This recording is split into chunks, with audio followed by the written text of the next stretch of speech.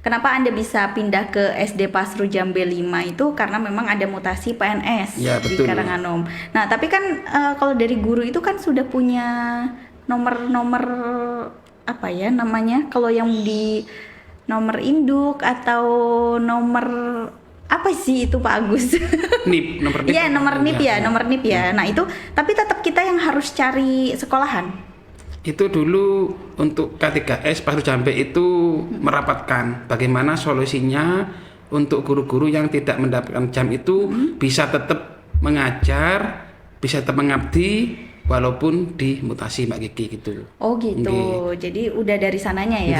Nggih, musyawarah kelompok kerja kepala sekolah gitu. Jadi kita tidak maunya sendiri, mau pindah ke SD yang lain gitu. Oh gitu. Jadi pas udah Anda ini dimutasi ke Pasru Jambe 5, ya sudah ini sudah jalannya Iya gitu betul. ya. Nggih. Terima enggak nerima, saya harus mau gitu Mbak Kiki. Oh, oke. Itu perjalanannya Pak Agus dari desa ke desa gitu ya Betul, Mbak hitungannya Kiki, ya. ya. Padahal kalau misalkan pengennya sih yang deket rumah gitu ya. Betul.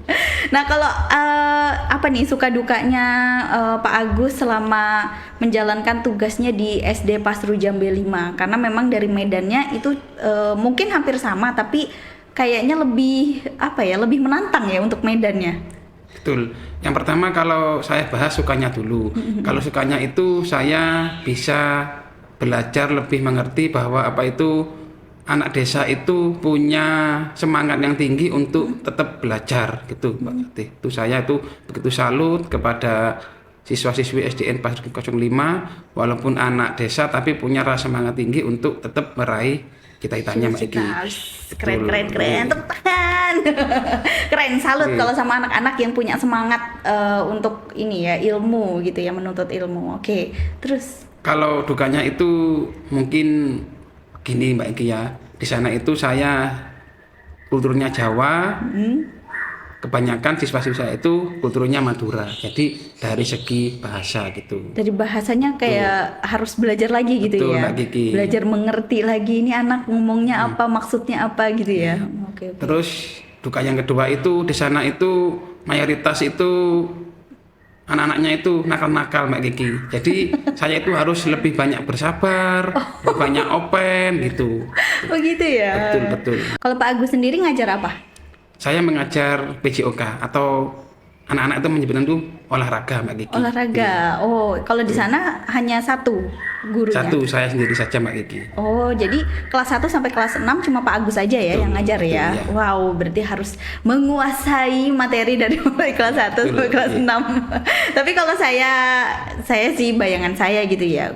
PJOK itu kayaknya gampang, cuma gini, cuma gerak-gerakin, lari, Terus, main bola gitu ya. Betul. Terus Tapi kalau pelajaran yang paling ditunggu-tunggu untuk anak-anak gitu. oh iya, Betul, karena yang- keluar kelas. Iya, betul. Iya, karena keluar kelas. Tapi kalau misalkan dari materi, segi materi ya, materi pembelajaran, itu saya mendampingi anak saya untuk belajar PJOK, itu susah loh Pak Agus. Betul. Ada gerak apa lokomotor. Non lokomotor, Nah. gerak manipulatif. Nah gitu. iya bener, Betul. menguasai banget ini Pak Agus. Ada perbedaannya nggak antara kelas 1, 2, 3, 4, 5, 6 menurut Pak Agus yang paling susah diatur?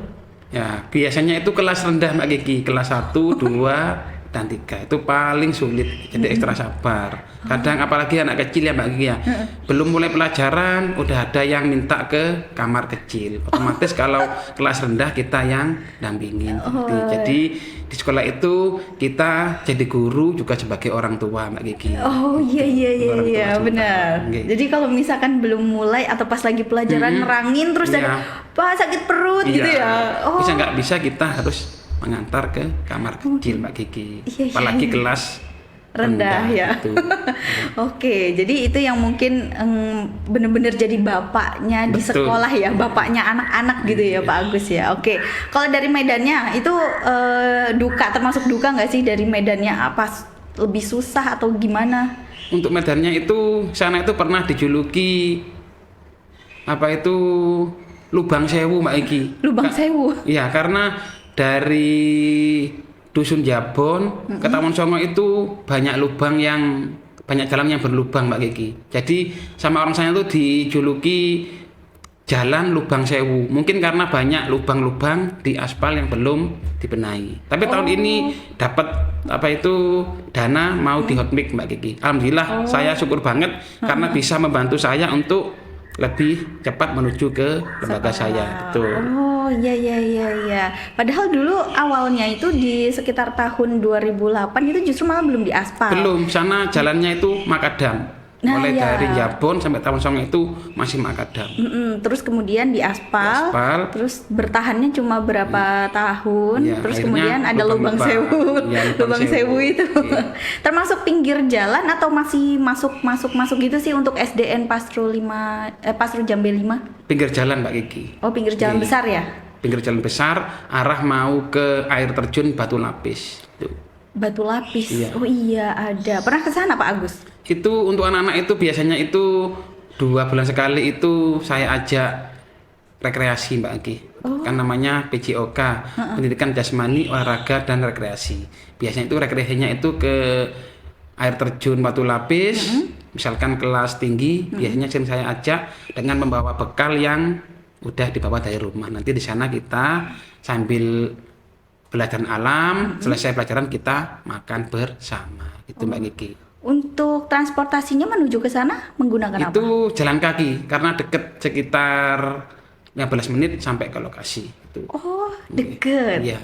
Iya. Kalau di sini kan kalau di kota bingung ya mau kemana-mana ya. Pasti bingung transportasinya, ininya, itunya seperti itu. Tapi kalau di sana kayaknya tinggal jalan aja nyampe gitu ya. Oke, itu anak-anak senang diajak rekreasi gitu. Jadi untuk 2 bulan sekali pasti ke air terjun Batu Lapis sama ke pura.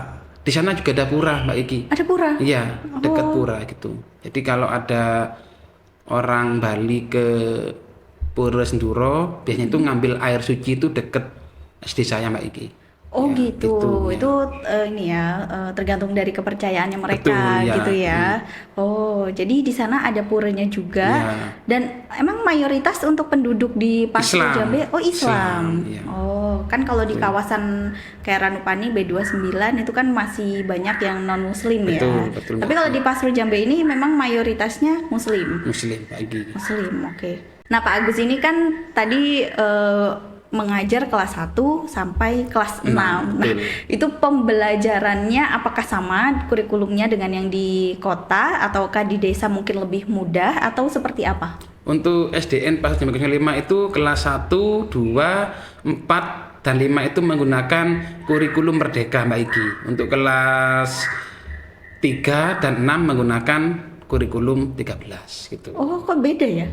Itu karena masih belum lagi, kemungkinan tahun depan baru kelas 1 sampai 6 menggunakan kurikulum Merdeka. Untuk tahun ini cuma kelas 3 dan kelas 6 yang tidak menggunakan kurikulum Merdeka Mbak Kiki. Oh gitu, jadi untuk di sekolah Pasru Jambe itu kurikulum Merdeka masih baru tahun kemarin ya? Iya betul. Oh, padahal kalau untuk di kota sekarang sudah semuanya kurikulum Merdeka. Nah, itu mungkin perbedaannya ya di situ ya. Kalau untuk materi-materi yang diajarkan seperti apa? Untuk bedanya kurikulum Merdeka sama kurikulum K13 itu kalau anak untuk kurikulum Merdeka itu lebih dibebaskan Mbak Kiki gitu. Oh, lebih dibebaskan. Bebas merdeka belajar gitu Mbak Kiki. Tapi kan kalau PJOK atau olahraga itu kan ya bebas juga. Ya, jadi gimana itu bedanya itu Pak Agus? Pelajaran di luar. Biasanya itu untuk PJOK itu ada RPP atau silabus yang udah disusun dari tim kabupaten. Biasanya itu untuk menyusun rencana pelaksanaan pembelajaran Mbak Kiki. Jadi kita mengacu ke RPP tersebut Mbak Kiki. Itu yang sudah dirancang oleh kabupaten ya, timnya kabupaten ya. Betul. Jadi semuanya itu kayak disamaratakan gitu ya. Betul. Tapi gimana kalau misalkan yang di kota sendiri itu sudah menerapkan kurikulum Merdeka, tapi kan ternyata kenyataannya untuk di Kecamatan Pasru ada yang belum menerapkan kurikulum Merdeka ini. Untuk di Pasru Jambe itu ada beberapa lembaga yang belum melaksanakan kurikulum Merdeka. Itu kemungkinan ada berapa saja Mbak Kiki. Untuk lainnya udah 100% menggunakan kurikulum Merdeka Mbak Kiki.